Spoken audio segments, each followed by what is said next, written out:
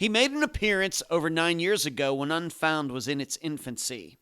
He introduced us to the world of prosecuting killers when there are no bodies as evidence. Little did we know back then how much he was foreshadowing so many disappearances this podcast would end up featuring. Today you hear from him again, the No-Body Guy. I'm Ed Densel, and this is Unfound.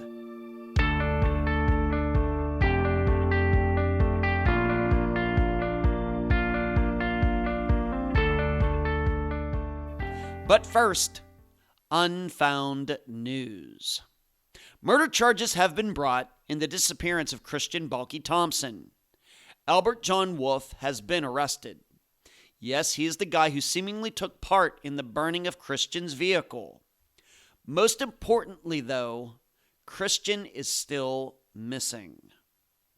Next, behind the scenes, I, along with a lot of help, continue to make progress on a multitude of long-term projects that I hope I will be able to present to you before 2026 is over.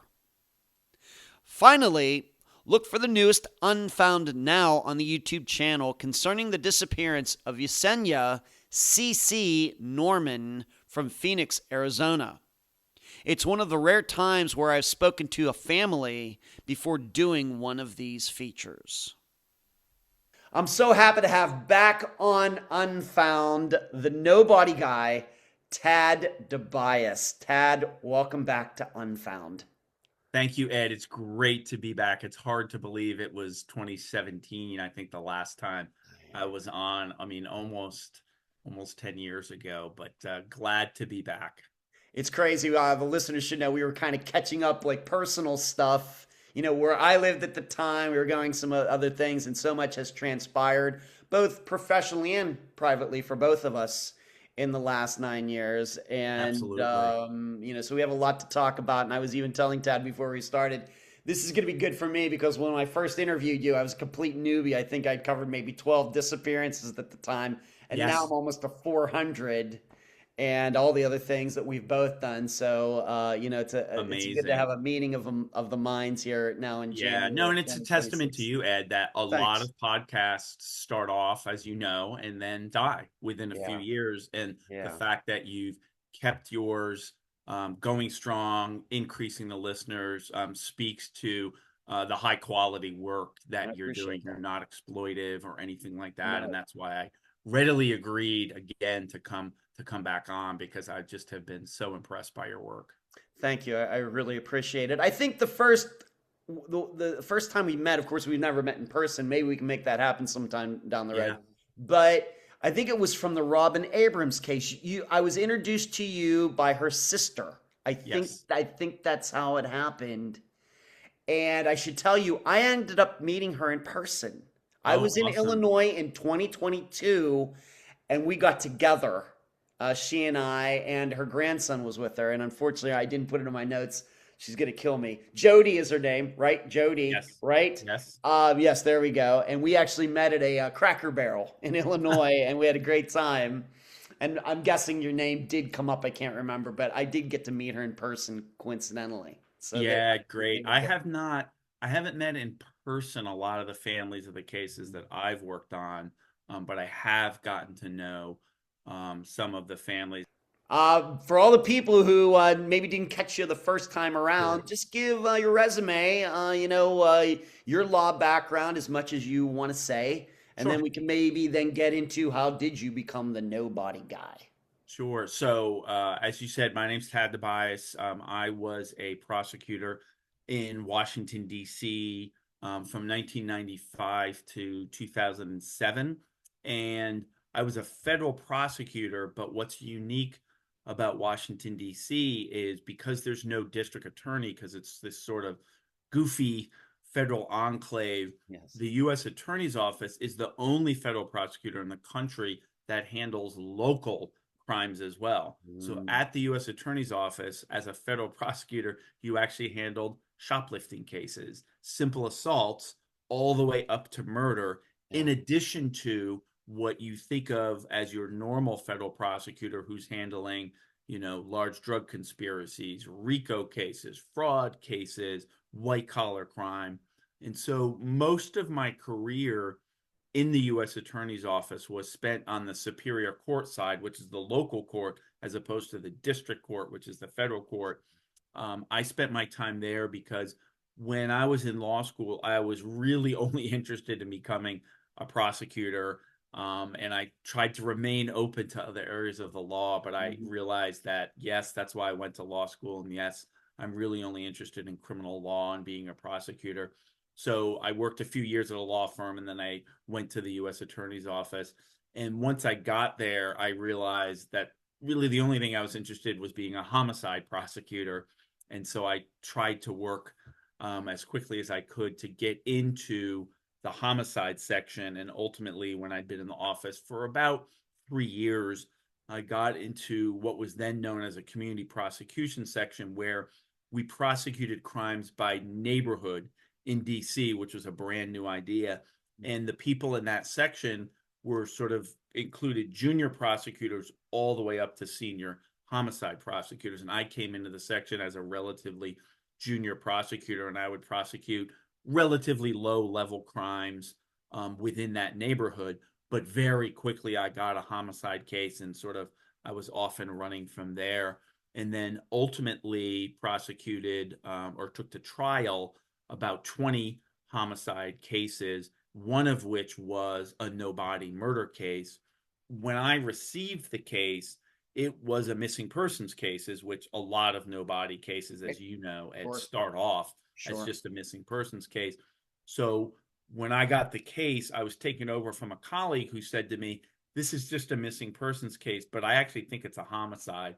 And when I met with the detective, he said the same thing. He said, "I think this is really a homicide." And so we investigated it as a homicide and ultimately concluded it was a homicide. And we were able to build up enough evidence over the course of a year and a half to prove that it was a homicide. And the challenge was, even though DC has an extraordinarily high murder rate, and even though it's come down, it's still very high, there had only been one no body murder case in the history of DC that had ever gone to trial. And so I didn't have a lot of guideposts as to how to try a no body murder case. And no one in my office had ever tried one because it had happened at that point in the early 1980s. So I started researching no body murder cases. And a colleague of mine had a no body murder case that hadn't gone to trial. And so he gave me a list of maybe 40 or 50 cases that a law clerk had put together that were no body murder cases from across the country. And I was like, "Oh, this is great. 40 or 50 cases. That's amazing." And so I started researching those cases. And then ultimately, my case went to trial. We got a conviction in January of 2006. And I'd started to build up basically a database or a table of the cases. And I thought, well, nobody has this anywhere. It might be useful if I started posting this on the internet, on the World Wide Web. Yes. And I posted it and realized right away there were a lot of people interested in this. So I started adding to it as I found more cases, and people started sending me cases. And then I started getting questions from the press who were looking at other no body murder cases. I started getting questions from police and prosecutors who were saying, "How do you make a no body murder case?" And then when I left the U.S. Attorney's Office in 2007, I decided at that point I didn't have to be anonymous anymore, which is when I was anonymous, I dubbed myself the no body guy and put this up on the internet without saying who I actually was. Gotcha. But once I left the Department of Justice, I decided I didn't have to be anonymous. So I started posting with my own name. I built a website. And then I really started getting a lot of calls from police and prosecutors. How do we do these cases? Can you help us? Can you look at our case? And then I started teaching classes to police and prosecutors on how to investigate and prosecute a no body murder case. And then ultimately, I wrote a book that first came out in 2014, and then the second edition came out in 2023. And to this day, I've maintained the list of all the no body murder trials in the United States that I can find. I'm about up to, I think, 626. Wow. And maintain a website about them. And I used to post on Twitter, and then it kind of became poison. So I switched to Blue Sky, Okay. that probably no one looks at anymore. But Okay. I do try to post things about the cases. I continue to teach a class on that, and then I continue to post on my website the cases themselves. And then, of course, I have the book that I've updated once, and I continue to update the book. And maybe in another few years, Yeah. I'll do another edition. That is a very long description, Ed, of Ha! what you That's asked okay. me That's to why do. we're here. Well, first edition into a second edition, it must be a popular book. I mean, you So only get it's funny because it's priced, unfortunately, like a textbook. So oh, it's like big bucks. $70 or something Yeah. like Okay. that. Yeah. But I do think it's the first third of it is a guide to these cases, because one of the things that's interesting about no body murder cases is you see some commonalities in those cases that you don't necessarily see in what I call run of the mill murder cases where you have a body. There are some Right. unique things about a missing person / no body murder case. And so I try to point those out. I try to point out the techniques that you can use, things that you can do. And then the last 2/3 of the case of the book are every no body murder case summarized very briefly, like 250 words, but it tells you the name of the defendant, name of the victim, where it happened, what jurisdiction, what year the trial happened, and what year the murder happened, and then a summary of it. Because I want detectives to have some confidence going in that if I'm a detective in Iowa, I want to look at what are the 5 or 10 cases that have occurred in my jurisdiction. What did they look like in terms of facts, evidence? What were the challenges? And it enables someone in a jurisdiction to go back and look at these cases. Then, of course, you can look them up on the internet and find a lot more information. But it gives police and prosecutors confidence that I can make this case because it's been done before. Because that was the challenge for me. The case in DC that had been done before mine was a very unusual, I know that now, a very unusual no body murder case, because it was a kidnapping by two guys who had walked away from a juvenile detention home, and ended up kidnapping someone in Pennsylvania, driving her to DC, sexually assaulting her, killing her, and throwing her off a bridge in DC. That is a very unusual missing person / no body murder case. And so now I know, if I'd known that before, I would have been like, there's no way I can do this case, Ah, because okay. my case was involving someone who was dating the victim, which is a much more likely scenario. Yeah. But that was my hope, was to be able to give confidence. And I have cases from all 50 states, all territories of the United States. So there's no one who could say, well, we've never made a case in this state before. That's not possible. It gives people confidence that they can make a case. Uh, do you think that now you look back at this, you've been doing this for a while, was there something unique about you? Was it just per right place, right time for all of this? Or do you think there's something about your makeup, your mentality that these no body cases caught your attention? What do you think? I think that's a really good question, Ed, that I think no one's ever asked me that before. And I think there That's are my some job. things. Yeah, I think there are some things. One, I think the timing was very right, because I was looking at this when I first got the case. I think it was 2004. And one of the things I've discovered is, of the 626 cases on my table, excuse me, half have occurred since the year 2000. Half have been tried. So I came in at a time when the number of no body murder cases was significantly increasing. And Yeah. that's because of DNA, forensics, and of course, what these things. Your Yeah. audience can't Oh see it, but I'm yeah. Oh yeah. holding The up my phone. Yeah. cell The phone, phone. right? Yes, A of wealth course. of information in Right. there. So Right. my timing was good. I think I was someone, as I said earlier, I was only interested in doing homicide cases. I wasn't interested in other cases. And to me, homicide is the ultimate crime, and a no body murder case is the ultimate homicide. And so Yeah. that interests me. And then the third factor, which I do think is probably unique to me, is I really like to count things. I am someone who has kept track of every mile he's run since seventh grade. I Oh, am an inveterate list keeper. I like to count things. I have a bit of a numerical mind. okay. And right away, when I got the first list of cases, I thought, oh, this is good, 40 or 50. I wonder if I can find more. And I Yeah. wonder if I can count them and categorize them. Right. And it does take a certain, type A anal retentiveness to say, I want to find them all and I want to categorize them and I want to have this table that is the gold standard of this is what, when people are looking for a no body murder case, they'll go here and look at it. And I think the timing was right because no one else was counting these cases. There was Huh. nothing out there. There have been, and I discovered a person, believe it or not, in Australia who kept track of cases worldwide. Unfortunately, I think he's actually passed away because we have not communicated in quite a few years.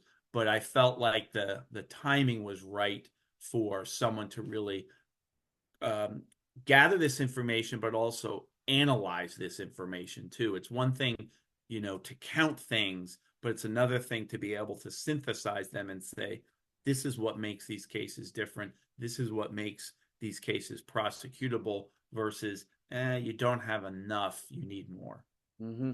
Now, it does seem like you said it really the numbers exploded after the year 2000. So I guess it was going on. It's not like you became the expert on it, but there were people out there giving it a shot. It's just there was no place that Yes. was accumulating this information so other people could learn from it.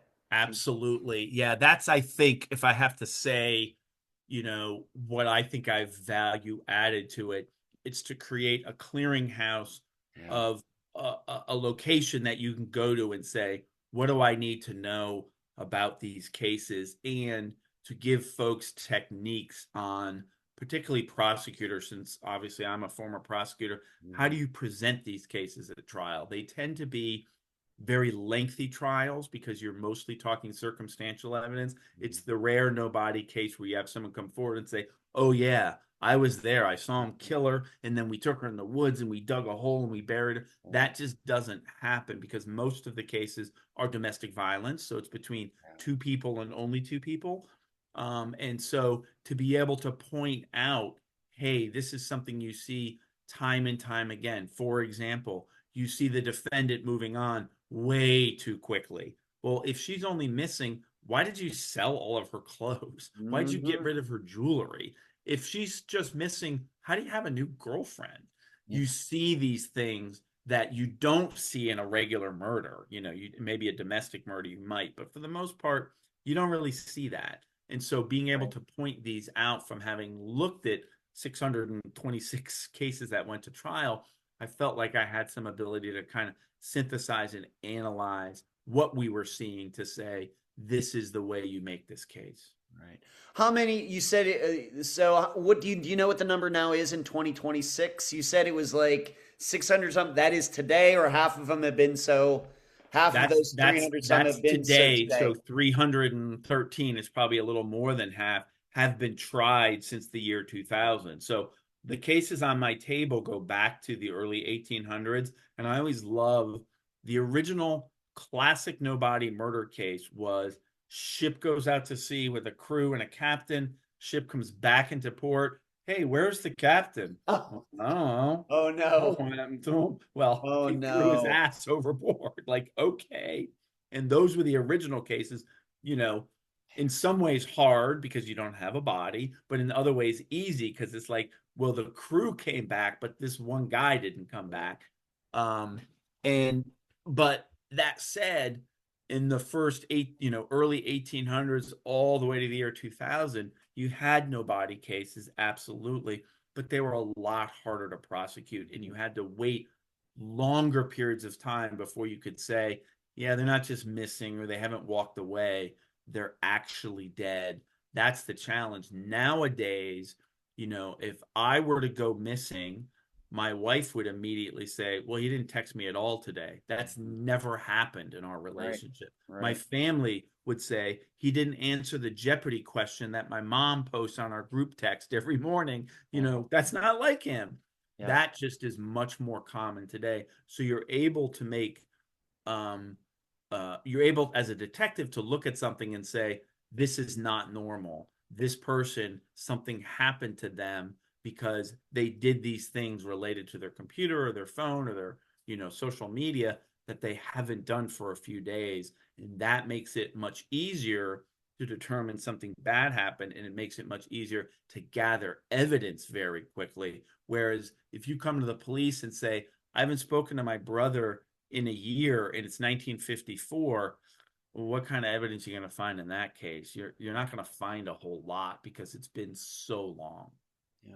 Now I'm wondering. I'm guessing something else that probably made this a little bit easier for you is actually being in D.C. I mean, I'm wondering if you'd have gone in another state or a state attorney or something. I don't know if could this have happened the way it did, being that you were a U.S. attorney, but you're also working local cases. Because how many, once again, I'm not the legal expert here, but how many U.S. attorneys really work run of the mill murder cases. That's Very usually few. states and local, Yes, cities and things. absolutely. I mean, you have, the Virgin Islands is another place, and one Yeah. of my colleagues became the U.S. attorney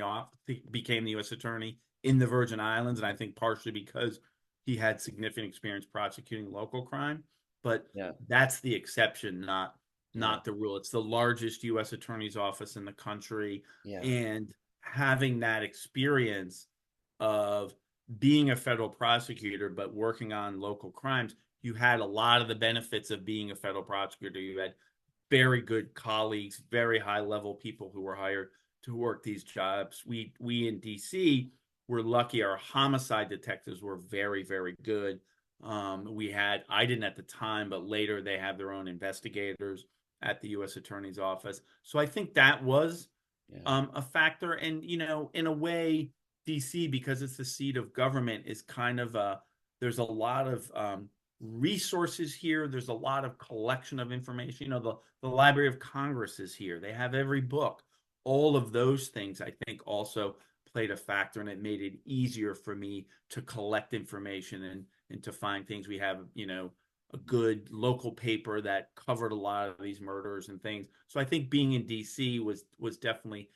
helpful to me in terms of working on these cases. We also have the National Center for Missing and Exploited Children in Alexandria across the river, NECMEC, I'm sure you're familiar with. They Sure. do incredible work on cases of missing children. I've consulted with them on a lot of cases, and that has made a difference too. My closeness to them and being able to work on cases with them, I think, has been a big benefit and given me exposure to a lot more crime than I might ordinarily have had if I lived somewhere else. Right.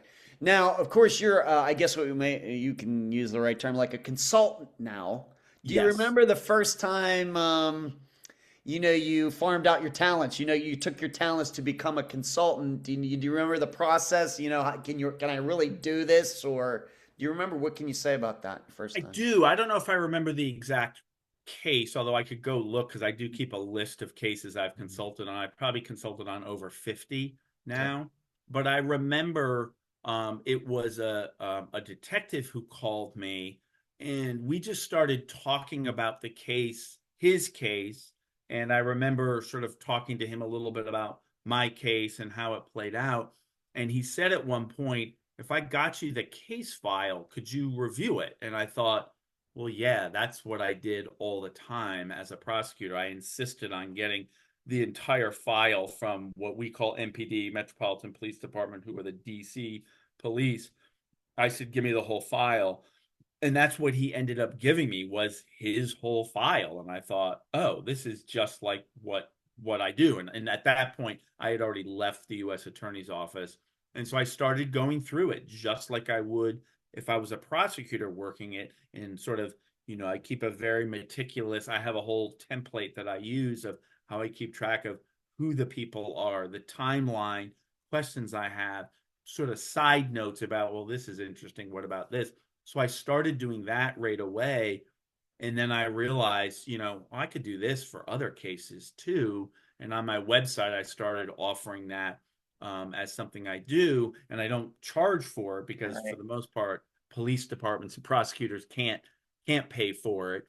And I recognize if I really wanted to be effective and cover the most people, I couldn't charge for it. And at my current job, I have some ethical restraints about what I can charge for anyway. So it Right. all kind of came together to say, hey, by the way, I can do this for free. And when you tell people you will do something for free, it's Yes. amazing how quickly they'll take you up on it.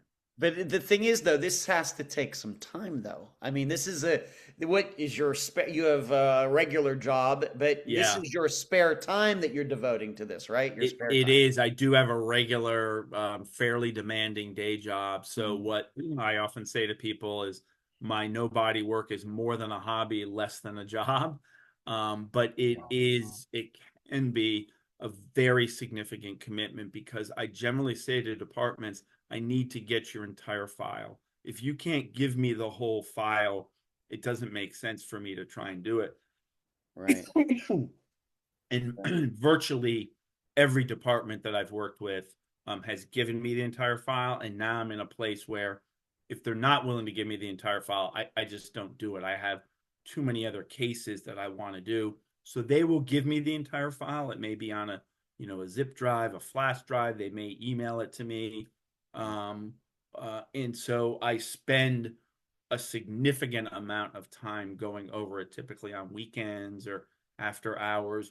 And it can vary. There was a case I worked on recently, I probably worked on for over a year because Wow. there was just an enormous amount of information. I just received a case that I'm going to start working on with a documentary film group, which I don't typically do. In the past, I have only worked with police and prosecutors. I don't work directly with families, but I've made an exception for this documentary, and we'll see how it goes. Yeah. But because they basically have been able to get a significant amount of the police file, I've learned there are certain police jurisdictions, Washington State being a good example, where you can get almost the entire case file. That's unheard of, for Mhm. my familiarity with the East Coast. That's kind of unheard of Right. here. I don't know if it's different in Florida, but in Washington State, you can Yeah. apparently get the entire file almost unredacted, and that's a huge help. Now, typically, I'm getting the file from the police department. They're giving it to me. It's confidential. I agree not to share it. Of So course. I always get the full file. But for someone who's just Joe or Jill citizen to get it, it's pretty rare. But there are some states where you can get it, and that's a significant difference. If I'm able to see the whole file, then I think it's a lot easier to work on the case. Right. Okay. Well, once again, let's move on to this. You kind of talked about it. So, how do you get involved? You have to be asked. You're not out there, marketing your wares. They have to come to you, right? And Yes, I'm then, not like you on any said, billboards, unlike a lot of attorneys. right, right, Morgan and I Morgan or do personal injury lawyers or something like that. Right. exactly Right. call 1-800 Dibiase hurt or something. Yes. Yes. That's right. I So do they have to I do seek you have to be out. asked. Yeah. Yes. And I make that very clear because I get a lot of requests from families, and I tell them typically what I'll do is they'll send me some information about the case. I'll look at it. 9 times out of 10, I will say that I'm interested. There are occasionally cases I've sometimes been contacted by the suspect or defendant's family, and I don't work for them. Not because I don't think they deserve a defense, because I'm a very strong believer in our system, and I Yeah. believe they absolutely have a right to a defense. But that's not my Yeah. background, Right. and I feel like if I start working for the defense, it's going to make it harder for me to work for the police. So what I Yeah. tell families is, yes, I'm interested in your case, but you have to go talk to the police, and they have to call me. I will never call a police department or prosecutors out of the blue. I've never done it. I Hmm. have to have buy-in from them without me trying to goad them or convince them to hire me. That's just not, I want them to say, oh yeah, I would like to reach out to that guy. And if they don't want to, that's fine too. I feel like I have as many cases as I can handle, given that I don't do this full time. Now, eventually, Yeah. when I retire, I hope to be able to do it full time, and then I may want more cases. But Yeah. right now, the way I've done it is I have them reach out and see, whether the police will ask, and sometimes they do, sometimes they don't, and that's fine. That's their call. I sympathize with the families, but I also say, as you mentioned earlier, I'm a consultant. I am Yeah. not a boots on the ground. I don't do any investigation myself. Right. At the end, I create a report and a to-do list, and I sit down and talk with the police and prosecutors and say, this is what I think you could be doing on this case. If you can say, how many cases are get submitted to you, and how many do you take? I mean, is it one in? Is there a percentage, that I can help over here, I can't help over here? How do you decide that? I would say I take most of them that the police agree to send me. It is very rare that, and I would say the only time I have turned down cases are when the police cannot give me the complete file. That's probably happened fewer than 5 times. There's been a few times where the police have said, well, what do you want to know? And I'm always like, I don't say this to them, but I think that's the stupidest question you could ask. Yeah. I can't tell you what I need to know. I need to know what you know. Brain dump into me so Yes. that I know what you have. Yeah. And so there have been cases where they have said, oh, we can't, our boss said we can't give it to you and all that. And I said, that's fine, but I'm not going to work the case. Or they've said, well, we can only give you this much. And I've said again, that's not worthwhile to me. I have to be able to have the entire file that you have, or it's not going to work for me. Do you ever get a sense of why that is?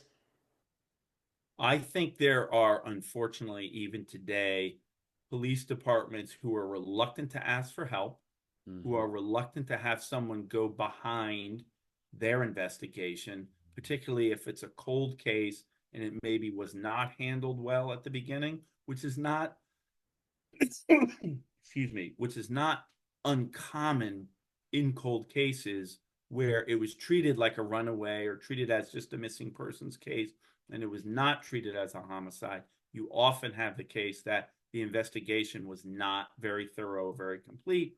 And there are some departments that are defensive Yeah. about that, which I don't think they should be, because with a cold case, you sometimes have a brand new detective, and I don't blame him or her for what happened before by her colleagues. It's not your fault. I want to Yeah. help you. Yeah. So that to me is the most common reason why departments don't want to let out what mistakes they made, which to me is only compounding the mistakes, because most departments will never have a no-body case.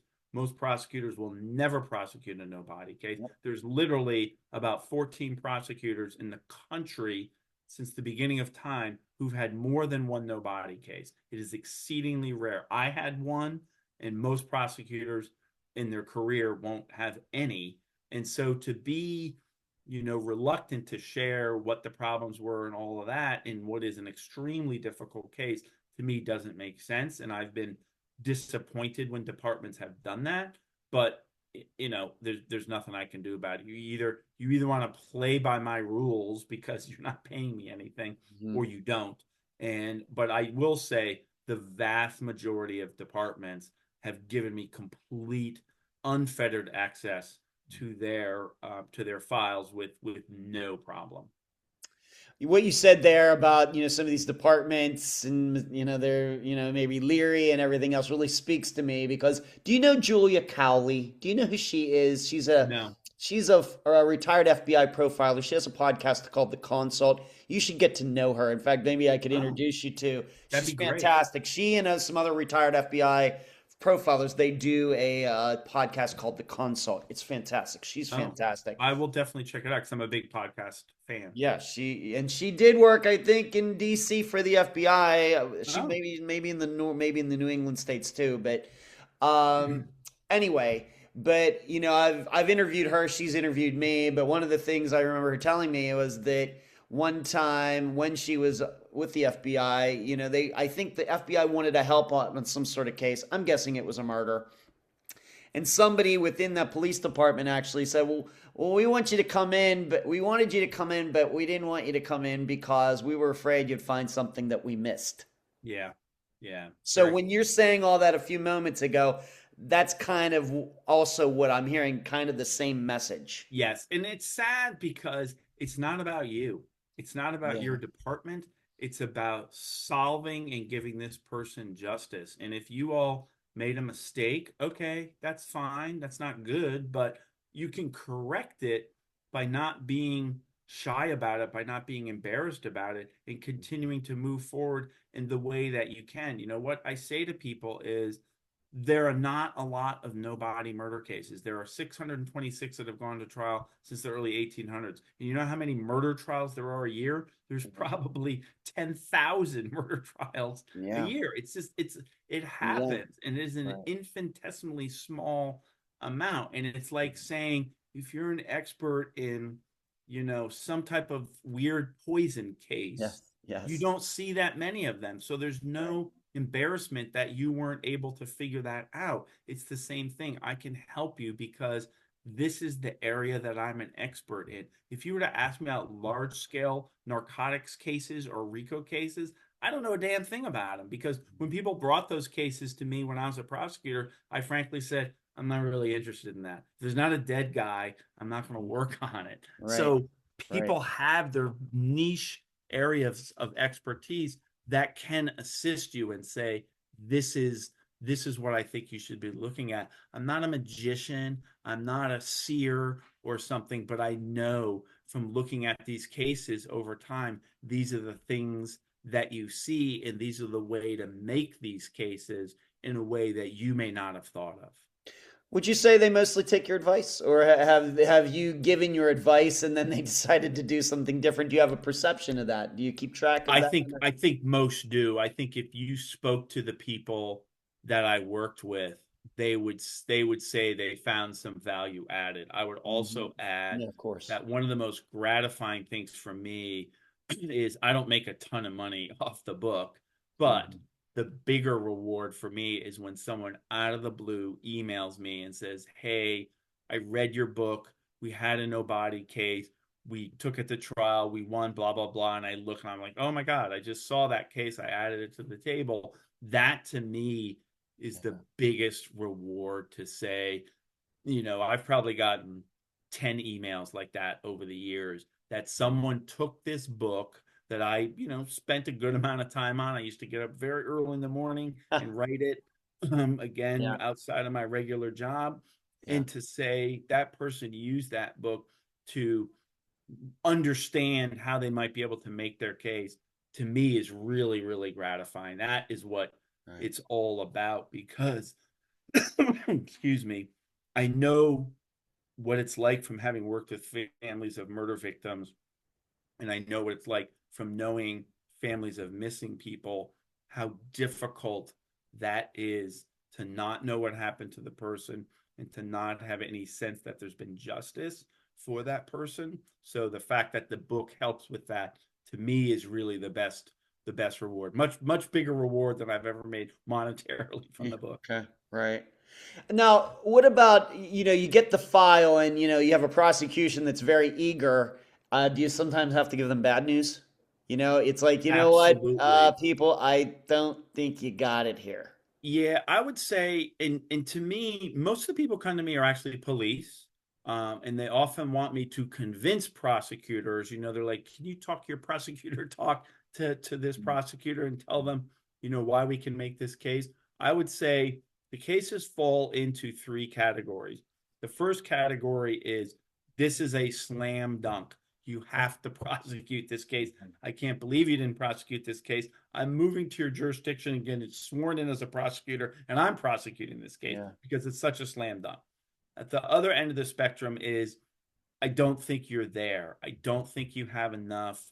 You've got a lot of guilt against one person, something that looks suspicious against one person, but you don't have evidence tying them to the crime. You might have a husband accused of killing a wife. They had a shitty marriage, they had problems, blah blah blah, but you don't have anything that actually shows he did it, other than he's a likely suspect. extremely common.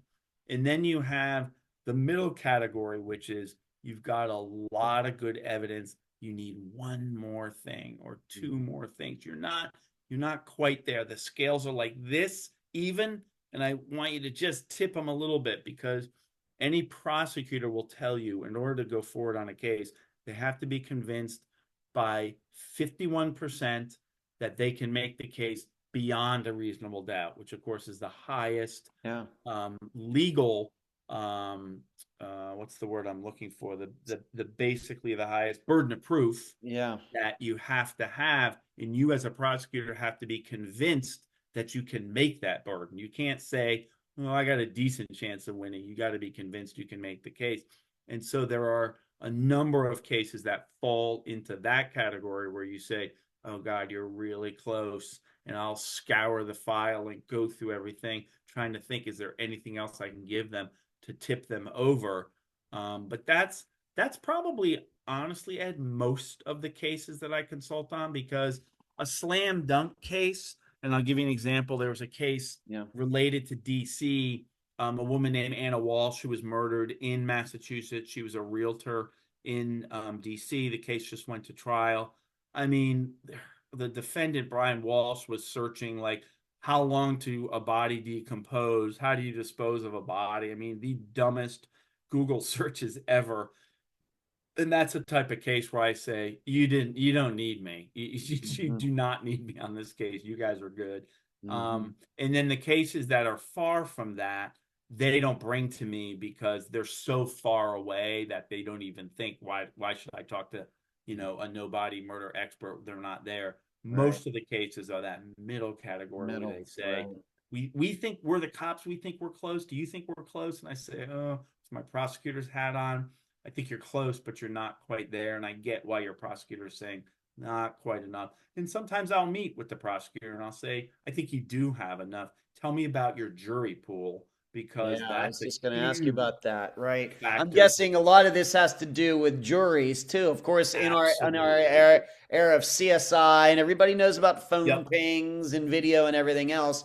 Yeah, You just can't know, about prosecutions, the law, but you have to be able to judge, well, what are 12 people or how many off the street? What are they going to think of all this? Yes, and absolutely. And I mean, I always use the example in DC, I was used to a very skeptical jury pool. But I imagine if I go to, a rural, more conservative area, it is a less skeptical. When I say skeptical, I mean of the police and of prosecutors. If I go to a more conservative area, maybe in the South, maybe in the Midwest, they're not going to be as skeptical of the police. And I say that rightly or wrongly, not a political statement. It's just that's how people are. If I go to Orange County, California, I'm going to have people who generally believe the police and believe the prosecutors. But if I go to San Francisco or LA, it's going to be a whole different story. And that is something that only the prosecutors in that jurisdiction can tell me. There have been cases that I've said, I think this is a close case. Tell me about your jury pool. And they're like, oh my God, we win all the time. We got great jurors for prosecutors. And I say, well, then take it to trial. And then there have been other times where I've said, oh, you got a skeptical jury. That's going to be a hard case. Yeah, when you're doing this, for me, now that I've been, doing this for 9 years, almost 400 disappearances, when I come up on the next disappearance for the next Friday, of course, I'm kind of going through, showing my age, maybe our age, Gen Xers, kind of going through a Rolodex. I'm thinking, well, this disappearance really seems like that one I featured back in 2023 or something. Are you kind of doing the same thing? So when you get a file, you're also kind of thinking, well, you know what? I remember this case from some years ago, and is that guiding you as well? Or are you just looking at the facts and stuff in front of you? To a certain extent, in that, sometimes people say to me, well, what's your favorite nobody murder case? And I give the same answer. I can't tell you, because I can't tell you which is my favorite kid. All I can tell you is they are all so unique in their own way. And what I do is I don't necessarily connect them to other cases. I stack the evidence up and say, how much evidence does this case have that I know is important in a nobody murder case? Were there any internet searches? What did the defendant say? can we prove the defendant's lies, which is a huge point and something I talk to police and prosecutors about all the time, which is that we as police and prosecutors are used to people lying. They lie to us all day. And so to us, it's not a big deal. It's not necessarily a telling piece of information. But when you put a lie in front of a jury that a husband lied about something when his wife was missing, that's incredibly damning, because we all think, why would you lie if someone close to you, sibling, mother, father, wife, why would you lie if they were missing? You'd have no good reason to lie. The only reason you lie is if you had something to do with it.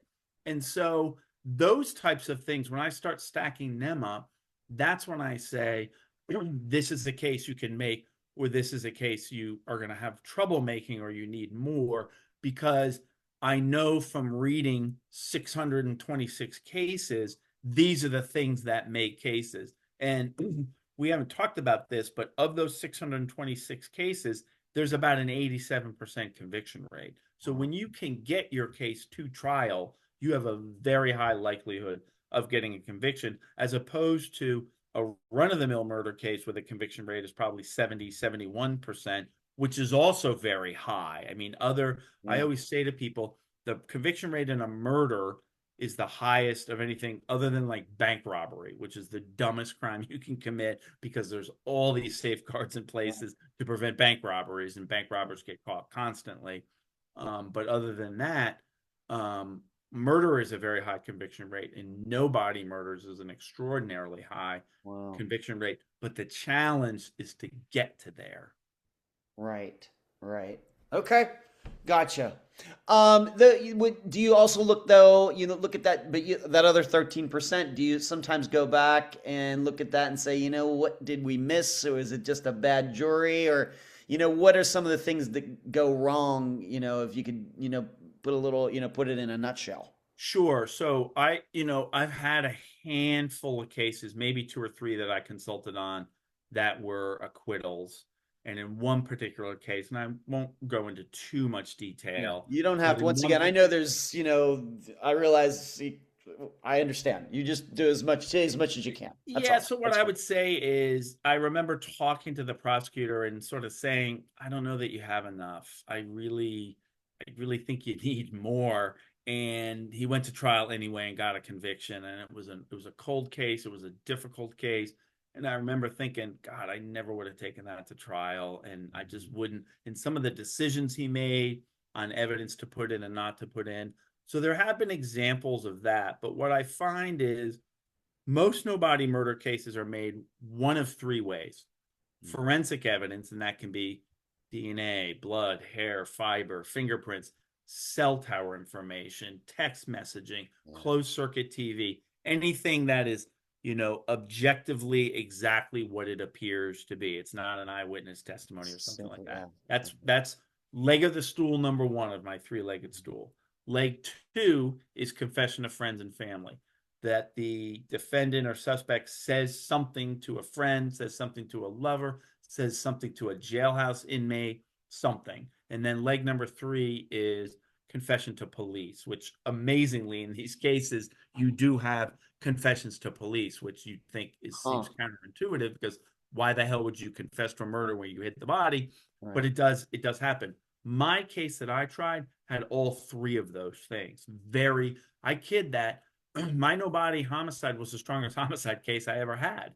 Seemed like crazy, but we had so much overwhelming evidence. Most no-body murder cases have one of those three types. Can you make a case with two of those three? Yes. Can you make a case with one? Yeah, your stool starts to get a little shaky. Right. But can you make a case with none? That starts to get harder. And it's the cases with none of those three things that can become difficult cases for the prosecution. And when I look at the 13% of acquittals, that's what I see. I look at those and say, they didn't have a whole lot. They took an aggressive chance, which sometimes you have to do. When so much time has passed, you think they're never going to find a body. Is the evidence going to get any better? And if the answer to both of those things is no, you think this is as good as it's going to get. why not take a shot? Now, obviously, the flip side of that is because of the double jeopardy rules, you can never try that person again. But there are times where, and I've agreed to say, yeah, you should go forward, take your shot, because the evidence is never going to get any better than it is now. Right. Right. Of course. Where do I want to go next? You have already stated. Let me go back to that percentage that you said. So if it's if it's a solid no body case, you actually have a higher percentage of convicting somebody in that than ones actually with actual bodies that are there. Can you Yeah. maybe explain that? It seems totally counterintuitive. Can you Yes. explain that, please? Yep. Good question, Ed, and one I get a lot, because it's like, wait, I thought you said these cases were so hard. I Yeah. think there are a couple of reasons for that. Reason number one is a prosecutor generally will only take a strong no body murder case to trial because the defense is so obvious if you don't have a strong case.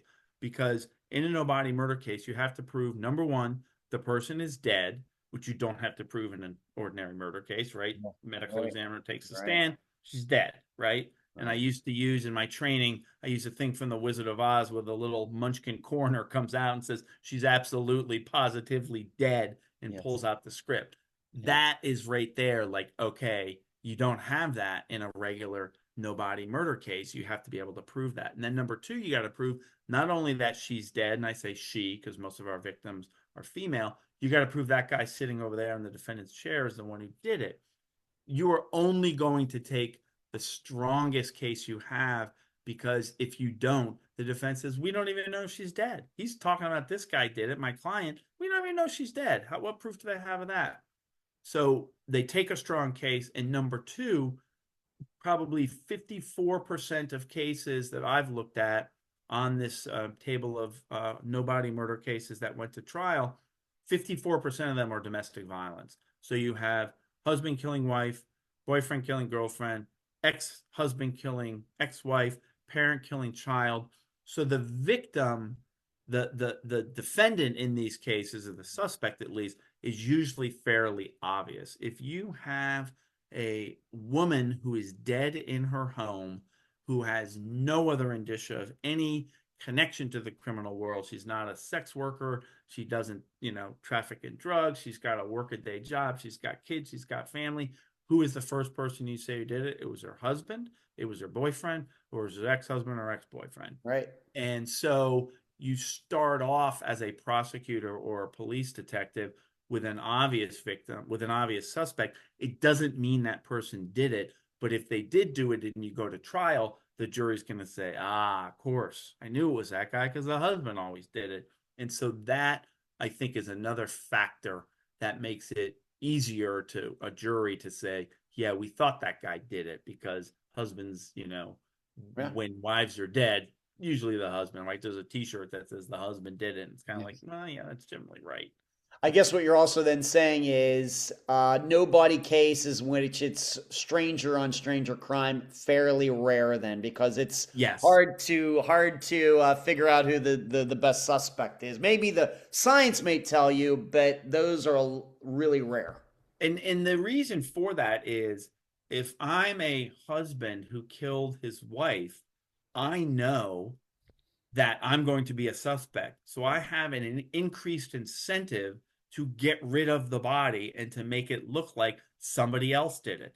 But if I'm a guy who breaks into a house because I'm a burglar, and lo and behold, the woman happens to be home, and I'm like, oh my God, this lady's home, I shoot her, and then I run out of the house. I'm not going to shoot her and then say, well, where can I bury her? Let me put her Right. in my car and drive her and bury her. No one would do that, because the burglar would know, I got no connection to this scene. I got to get out. I got to have the least connection to the body as quickly as possible. It's only the person who knows they're a suspect that then says, I got to take steps to throw suspicion off of me. Interesting. Oh, I'm seeing, as you're saying this, I'm thinking of so many disappearances that we featured because, I've kind of, as the listeners know, I've broken my disappearance I featured into categories, and kind of what you're saying is what I call the man said type of category. The man said, it's stereotypical. Husband and wife go to bed. Next morning he gets up, she's gone, but her Gone. car's there. her phone's there, her clothes there, everything. She goes, Yep. I just have no idea what happened to her. Yep. That's very, That's a now I've very covered common. disappearances like that, Yep. but I call that the man said, because he's saying something and there are no facts to back it up at all. Yep. Zero. You The you know man said. what's really funny though, Ed, in those cases, what I have found to be astonishingly common is the man will often say, well, we had a fight about X, Yes, Y, and Z. And I'm absolutely. always like, why did you admit that? Don't say you had a fight, dude. As soon Absolutely. as you say that, everyone says, uh-huh, something happened. But Absolutely. it's like I think they think I'll tell the truth until that one point, and then I will lie after that. But if I tell the truth up to that point, it may seem more believable, which is not crazy because it's usually easier to lie about one small point and have everything else be the truth. And so Yes. for them, it's like, well, we did have a fight, and that's when I killed her. But Yes. it's like, Right. it's just to me, it's so telling. As soon as I hear the guy say, oh, we had a fight, I'm like, oh, okay, here we go. Now Yep. we know there was a problem in the marriage, a problem in the relationship. This probably wasn't the first fight, all of that. But I'm just always astonished when people admit, when men admit that, and you're like, dude, why did you say that? Now we're all gonna know. Yes, it happened. No, you're right. And probably when you said that, all the listeners went like, "That's right." I mean, how many disappearances? The guy. Of course, when it's that kind of disappearance, I'm usually talking to like the sister of a missing woman or the Yes, mother of a missing woman, absolutely. and they'll say, "Yeah, well, he told us. Yeah, they had a fight. The night before or something." It's Yeah, very, very common. Not 100%, but damn common. absolutely. Yep. Right, right. Um, of course, being that they're disappearances, we think they're murders. Is it ever in the back of your mind, well, this person could have walked off and it just looks like a murder when it's not? I mean, Yes, that has to, I mean, the last thing you want to do is, of course, prosecute somebody. And then, they Mary come Smith comes back. back into her life 10, that's Yeah, 10 years later. That's bad for everybody's reputation. I will say two things. One, I will say absolutely that's in the back of my mind, and it should be in the back of a detective's mind. And I always tell them, you cannot, you can't investigate a theory. You have to investigate the facts. So while the facts are husbands often kill their wives, not often kill their wives, but when Yeah. a woman's dead, it's often her husband or whatever. Yes. But that doesn't mean you can do that to the exclusion of everything else. You have to keep an open mind. And I have a famous case that I teach on involving a woman who went missing in California, and she and her boyfriend had a violent relationship to the extent that they had each been arrested for assaulting the other. And when she went missing, everybody thought boyfriend did it. Turned out he was completely alibied. Stranger met her at a casino, probably slipped a roofie in a drink and ended up killing her. And if the detectives had focused on the boyfriend, they would have lost the video surveillance from the casino that was critical to the case. So you can't go into it with blinders. The flip side, though, is that if you look at the table of cases that I have, it is extraordinarily rare for the woman to come back or for the victim to Hmm. reappear. And when it Right. happens, it's like in the 1806 when there was no photography and no one knew what anyone else looked like. Right. It's happened a handful of times. Yeah. But in the modern age, it's exceedingly rare. Now, every once in a while, I will see an international case, and I don't generally cover international cases, but I'll see something that says, oh, in China, this person who was, convicted or worse, like in China, executed for the murder of so and so, and the person came back, and I'm like, ooh, boy, there, but the grace of God goes the United States. Right. So I don't, I don't think it's impossible. I don't think it will never happen, but you have who was the girl Smart who was kidnapped? Elizabeth That's Smart. Yeah. Yeah. yeah, kidnapping came back. She was gone 8 or 9 months or something like that. So it can certainly happen. But with most of the cases, the vast majority, when you have all this indicia of seems like they're not just missing, they're actually dead. Most of the time that turns out to be the case. Now, what about bodies? Of course, murder. Do bodies sometimes turn up? After the fact, somebody gets convicted, the person goes to jail, then some hunter's out in the woods, and the Yes. remains are found. How do you keep track of that? Do you have any idea of how often that happens? Your I perception? do. I when I know about it, I keep track.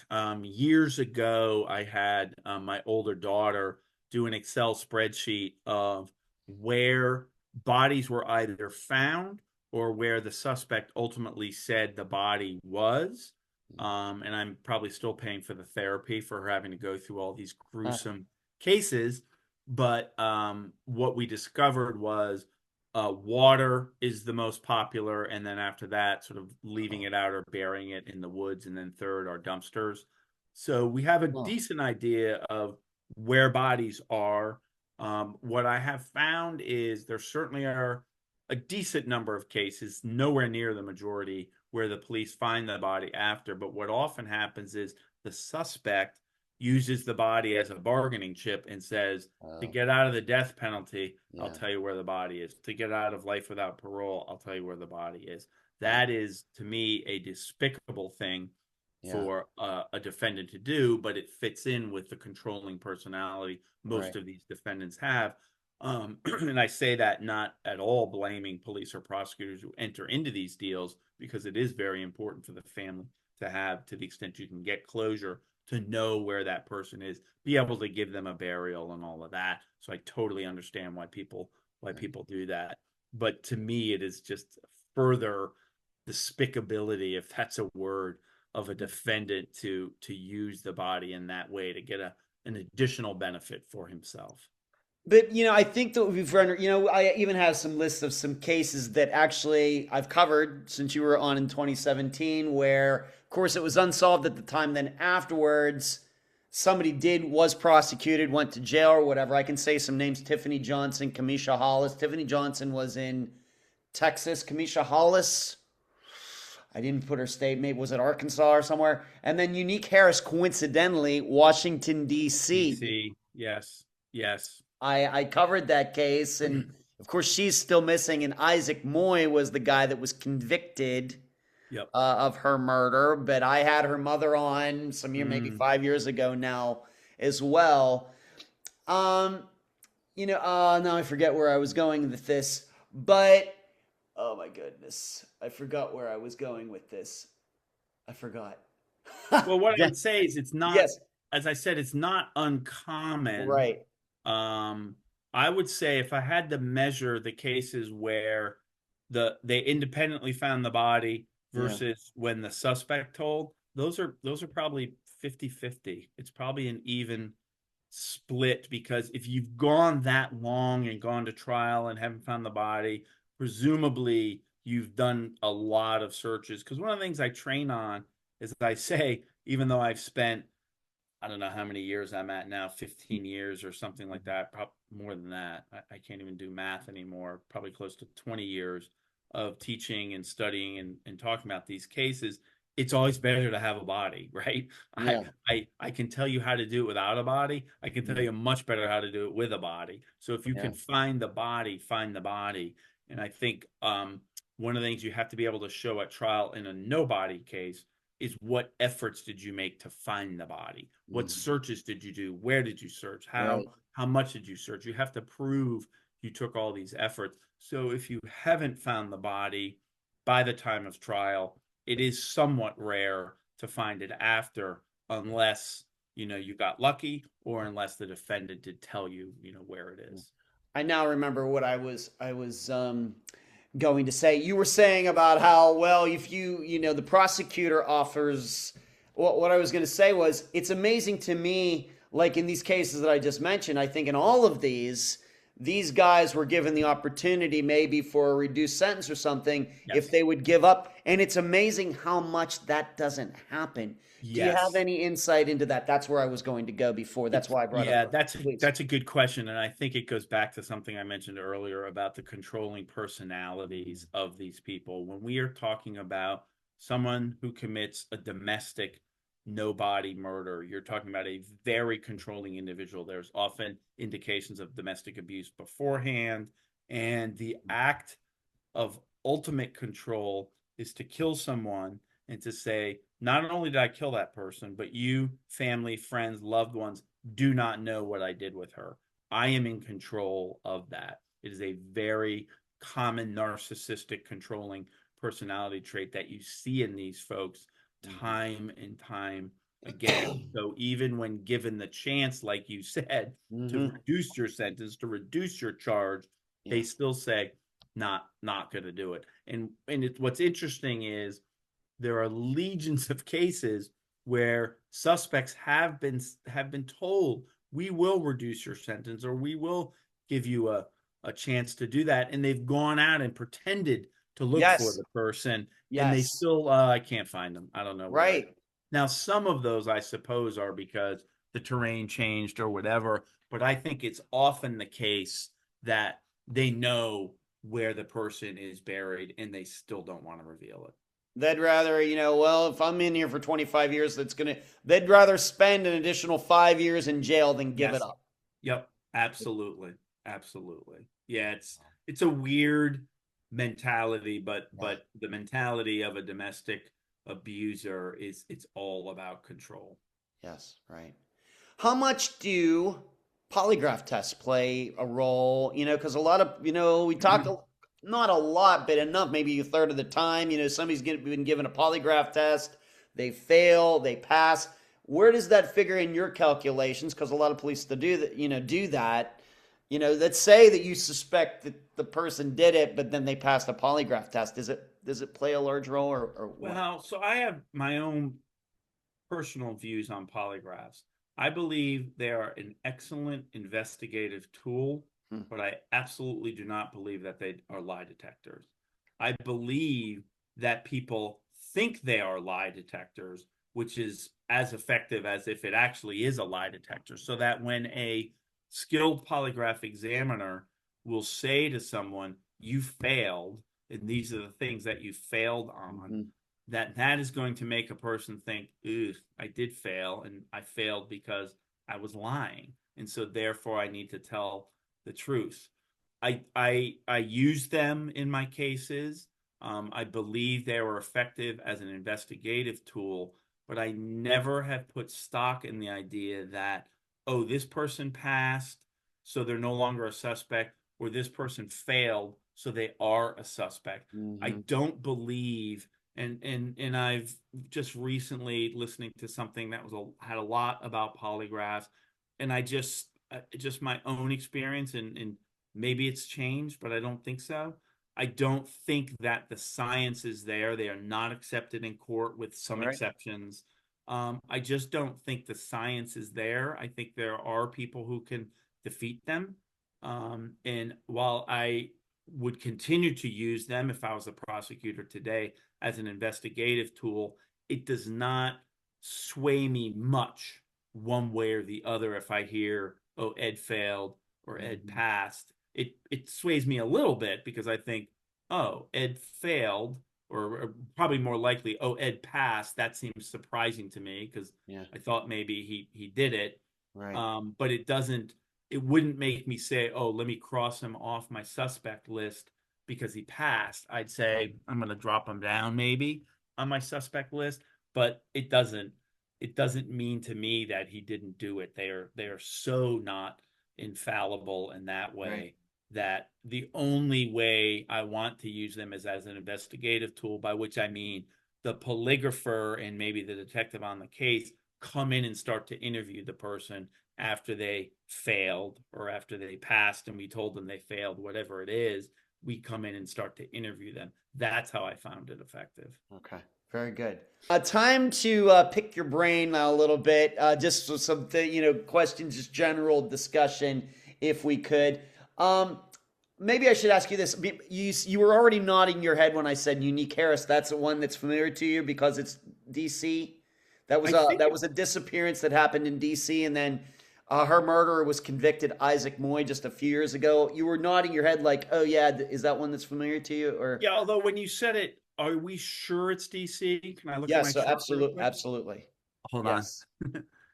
uh Isaac, yeah, yeah. Unique Harris. I think it was 2010. Oh yeah, yeah, you're right. Yep. Victim disappeared in October 2010, but was Yes, arrested in 2020, yes. and he had a GPS monitor. Yep, this comes back to me. Yep, yep, yep. Yep, You're I had her mother on, and it must have been yeah. 2019. This was after my mother died, I think. So it was in the Mm. between 2018 and 2020. Yep. Yeah, that's one we featured. She was babysitting her kids and some maybe a nephew or something, and then they woke up the next day. She's And she gone. was gone.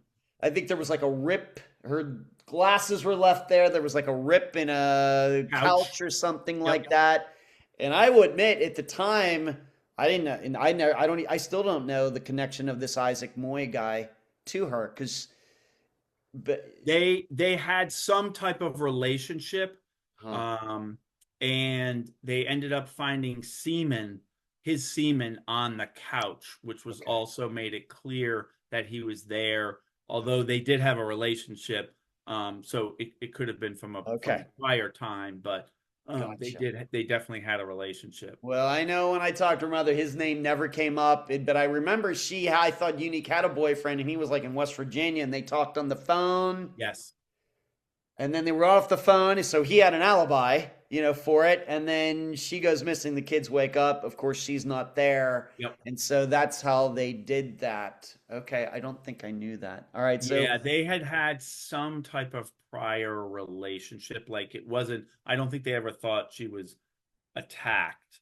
It okay, was they'd had a relationship, and so they were able to tie him, because having his semen there on the couch, and a piece of the couch was also cut out too oh. as well. So what was he just decided to kill her? Do you know what do you remember that? And I If he don't remember that what the okay, exact circumstances were. okay, But he had definitely, and again, he was wearing a GPS monitor, so it showed that he had showed up at her house that night, which of yeah, course is right, particularly damning because yes, it's okay, like yes, we can prove you were there that night. right. Then we found your semen. Then we found this cutout from the couch where you were clearly trying to hide the evidence. All right. Okay. So everybody now is updated. We covered, like I said, we covered that some years ago. It seems Yep. like yesterday, but it's been a while. All right. Let me pick your brain. I'm going to give you an example. This is a real disappearance that I covered. Her name is Angela Green. She went missing in Kansas in 2019. And it says, the public says, but it's so obvious that the husband killed his missing wife, but no prosecution, because we hear a lot about this. And the Yes. example I will give you, this is a real example. Angela Green went missing in 2019. Never been prosecuted. Her husband's never been prosecuted. Her actual daughter, their daughter, was my guest along with another family member. And this Jeff Green is his name. Told people that yes, I took her to a psychiatric ward. No proof of it. And when that story fell through, and then he said, well, you know what? She died in the psychiatric ward. There was no proof of that. And then finally, when the police started to come sniffing around, he said, you know what? She took off in a white truck with somebody, and I never saw her again. I don't know who was driving it. He's never been prosecuted for anything in 7 years. I know this isn't your case. You're just hearing about this now. How is the public supposed to rationalize something like that? As you stated, one of the biggest thing is lying, big lies. And this guy told a bunch of them. And I know that they've never attempted to prosecute him. Once again, any insight into that from your experience? Sure. So one of the things, and I mentioned this earlier, is I think police and prosecutors drastically underplay what lies mean. Mm-hmm. That we are so used to people lying to us. And years ago, when my daughters were young, I came home after a particularly trying day at work, and I, came in the door and plopped down on the couch, and one of my daughters said, "Daddy, what did you do all day?" And I said, "Well, I sat in my office, and the detectives brought in people who lied to me all day," Mm-hmm. because that's what we do. People Yeah. come in, especially in DC, they don't want to talk about it. They want to be truthful. And so, because we're so inured to that, when we hear these lies, we think, "Oh yeah, that's not great, but it's not evidence. It's not something a jury's going to believe." But in this case, it would be something that not only would a jury find that damning, they would Yeah. find it particularly damning if it's because this person was in a relationship with this person. Why would they lie about it? So, without knowing what the other evidence is, Yeah. I will say that lies are particularly overlooked by police and prosecutors. And one of the things I do when I'm going through my template and going through a case is have a separate section called defendant statements, which I really should call defendant's lies, Mm-hmm. because that's what I'm tracking.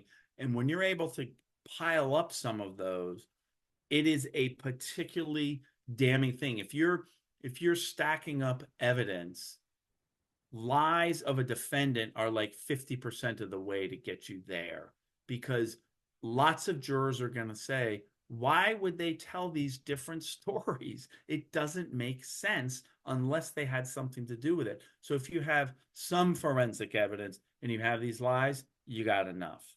If you have a confession to a friend and a family and you got these lies, you got enough. That's what you have to look at and to say, if I have something else, can you make a case just with lies? No. But if you have something else and you add that to the lies, particularly in this case, we have three different stories, right? It's not one story that you can prove false. If he had said she's in a psych unit and they show she's not in a psych unit, that is something that is easily obtained. It's not a secret when people are in a psych unit. When you're a prosecutor and you have a subpoena, you're going to get that. But if now they're showing three separate lies, in a psych unit, died in a psych unit, guarantee there's a record of that. Or no, she ran away. Well, wait a second, you said these other two things. So having three lies is triple the power of having one lie. So that would be something that I'd want to know. Well, what else do you have? Because if you have those three lies and you give me a little bit more, I can make a case out of that. Well, her name's Angela Green. If I will send you, once again, I know you're a very busy guy. I'll send you that episode so you can hear it for yourself. Yeah, that'd be great. Yeah, tell me which one it is, and being that you brought it up earlier, yes, this is another one where he admitted they had an argument. No. You brought it up before. This is another one. So classic, right? Right. This is one of those. So I will send that to you. You can hear it for yourself. Next one, I have it even typed out. When prosecutors don't bring charges, does this send killers a message that all they have to do is adequately get rid of victims? Is there an idea out there among killers that if they know that no-body cases are somewhat untouchable, does that motivate them more to get rid of bodies? How do you view that?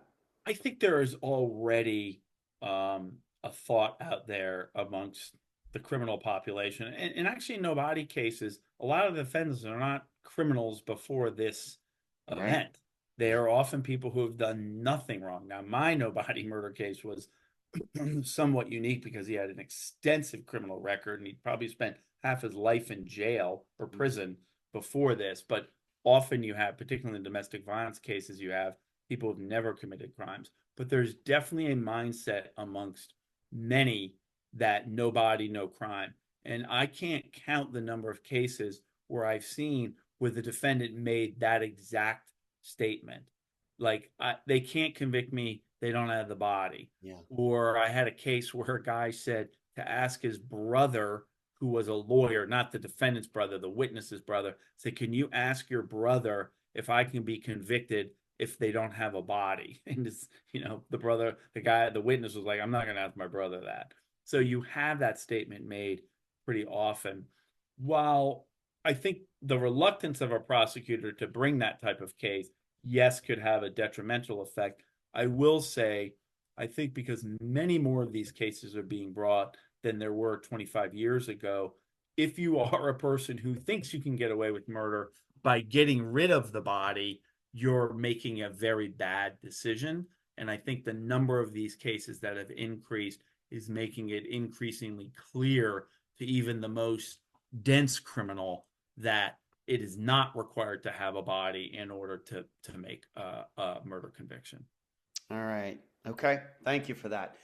Next question. Being that you've prosecuted both murders with bodies and ones without bodies, why do some killers get rid of and hide bodies whilst others don't? What is the delineate? What are some of the reasons? I've gone through this myself, but I want to hear it from you, your ideas.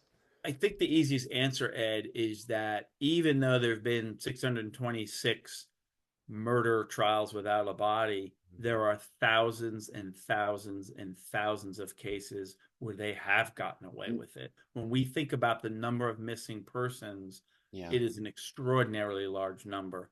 And if you're a betting person, your odds are always better to get rid of the body if you can than to keep the body around or to not get rid of the body. And so while I'm glad we've had more success.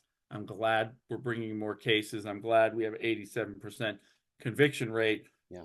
It still makes sense to try and get rid of the body because we don't even know how many cases are out there where we've never found the body and we've never tied the person to it.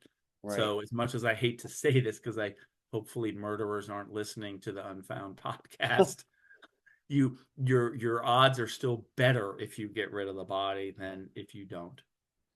Right, because as we know, I mean, even to this day, even though all these killers know about, everybody knows about forensics and everything, most murders today, the bodies are somewhere in the Yes. street, in a car, in a Yep. house. I don't really know right now in the United States, right, as we're doing, by the way, we're doing this interview for everybody who wants to know on January 27th of 2026.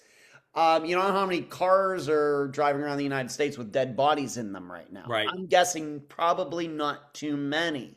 Although Yeah, numbers probably surely not zero, but yeah, and it's still, it's hard to get rid of a body, right? yeah, It's hard to if you have to transport it, it's going to leave traces behind. If you have to cut it up, that's a a physical task. yeah, That's a hard. mental task. You have a strong stomach to be able to do that, and you're Yeah, probably bound to have some pretty wicked nightmares after that. yeah, And yeah, so there's all of that, the difficulties of getting rid of maybe 150, 200 pounds of yes. flesh, teeth, bones, skull. All of that is not an easy task. So it's not easy to get rid of a body, even though the benefits may be good for you. It's still a very difficult task to do. I guess what I'm asking are the killers who leave bodies behind just I mean I know I want to be flippant about this. Are they lazier? Is that what it or they It or could are be. they are It they could be are, lazier, do you but I find also maybe there's a time element or something like that yes, or I what? think it's more that. I mean, that's why you see it in the domestic violence world because those murders often happen in the house where you control everything, right? Yeah. If I were to decide to do something to my spouse tonight, I know no one's coming in the house tonight. We're the only two here. There's no one coming in tomorrow. There's no one coming Mhm. in the next day. And I have complete control over the scene. That is not always the case where something happens in the street, a drug dispute or just a fight or something like that.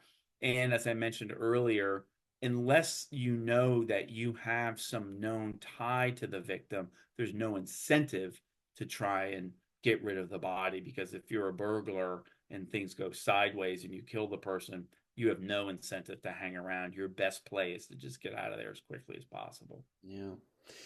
When it comes, maybe I'll ask you about this. When it comes to the lies that people tell, mostly men in domestic violence situations, we've had a couple, although they weren't. One of them was domestic, but actually the other one was a father killing his daughter, Andre Bowman in Michigan. That guy got away with killing his daughter for almost 30 years.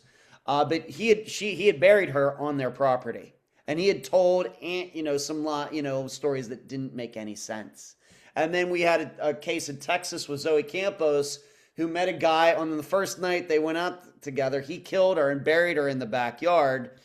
Should lies be enough to be able to get warrants or something to search these properties? Because what you find is a lot of these people, like these situations, they do put the bodies on the property thinking Yes. they don't have enough evidence to think that I actually killed her, so they're not going to be able to get a warrant to come onto this property, and so I'm safe.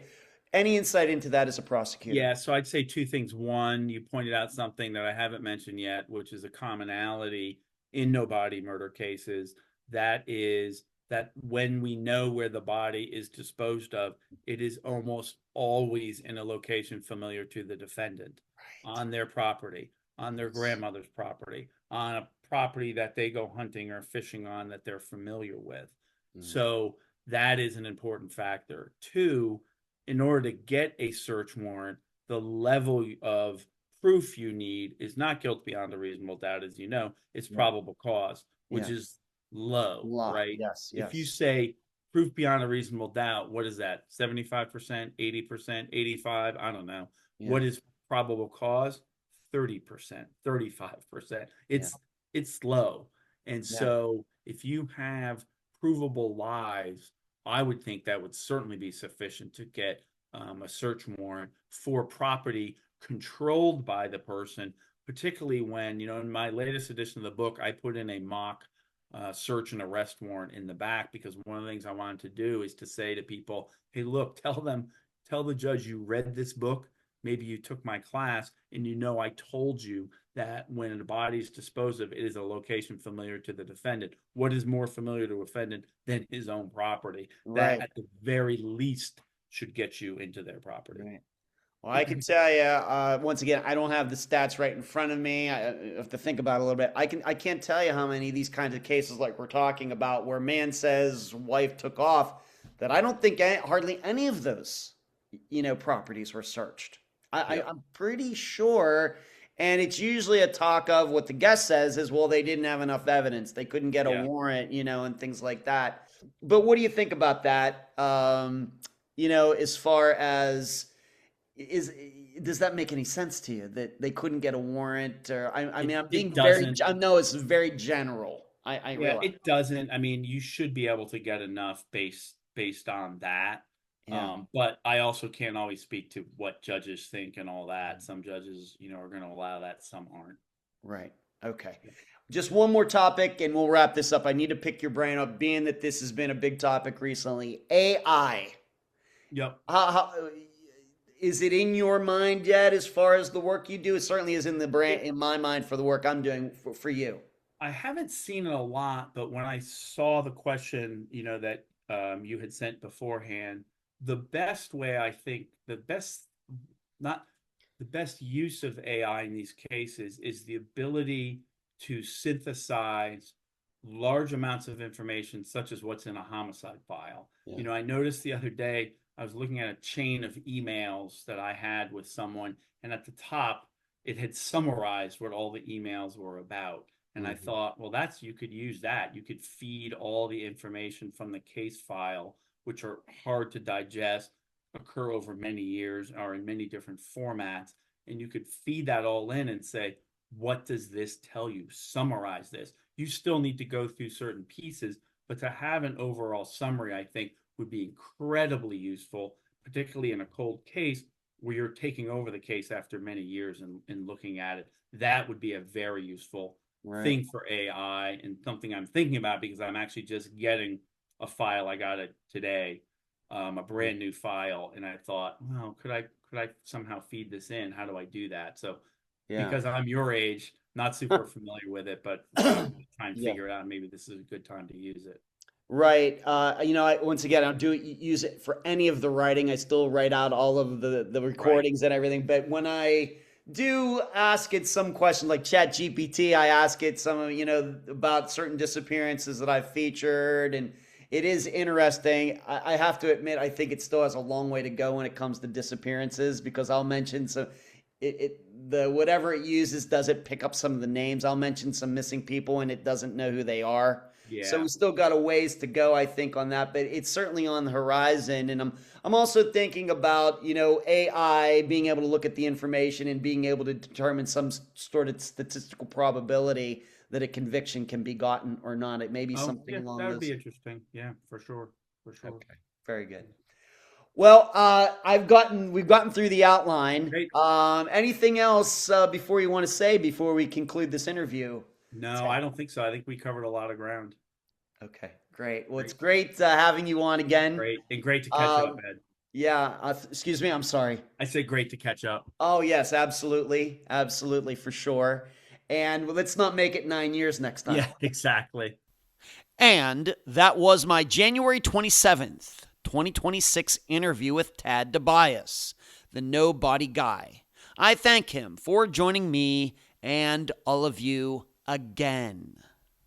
And although we talked about it, but we never specifically mentioned it, you need to go to his website, nobodycases.com. So that is NOBODYCASES.com. You got to go check it out after this episode is over. So seriously, how many of you feel like your IQ went up at least a couple points over the past 90 minutes? Mine certainly did, although some people think mine has a lot of room to go up. I could probably go for another hour and a half going over everything Tad said. Seriously, I don't think there was one wasted second in the entire interview. And I would urge you to listen to this episode again and again. This is real world stuff from the guy who just explained to us why many people who are most likely responsible for disappearances are still walking around free men and, yes, some free women. But on that same note, Tad gave us the statistic that should guide prosecutors all across the nation. What was it? When done right, no-body cases are easier to successfully prosecute than ones with bodies. Prosecutors out there, are you listening? Hey, as the title of this episode says, nobody does it better. And that's the program. I'm Ed Densel, and you've been listening to Unfound.